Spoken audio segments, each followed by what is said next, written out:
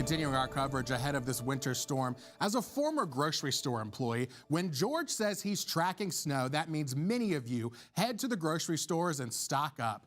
ABC 13's Jada Simone went around town to see what's still left on those shelves. When you're snowed in, you want to make sure you have everything you need, but what can you get the day before the storm? I went to 5 grocery stores in the area to see what's sold out.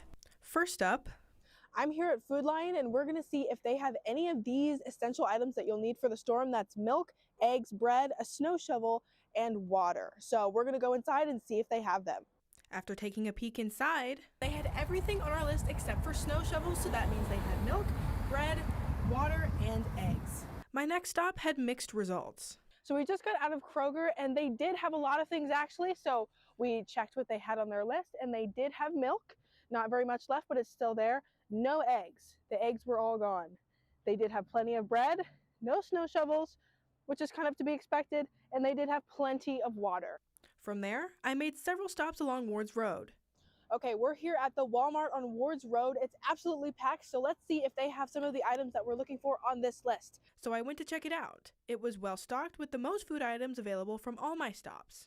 But they're completely out of snow shovels, so on to the next store. I'm here at Target and you guys know the drill, so let's go inside. Target was a much different story. Completely out of water and snow shovels and almost out of bread and eggs, but they do have milk. Let's go to Aldi. They're very low on bread, low on milk, doing just fine on eggs, but are completely out of water. And obviously Aldi doesn't carry snow shovels. If you went out today and found a store that was still well stocked, make sure to post it on our Facebook page to let your neighbors know where to go before it's too late. Reporting in Lynchburg, Jada Simone, ABC 13 News.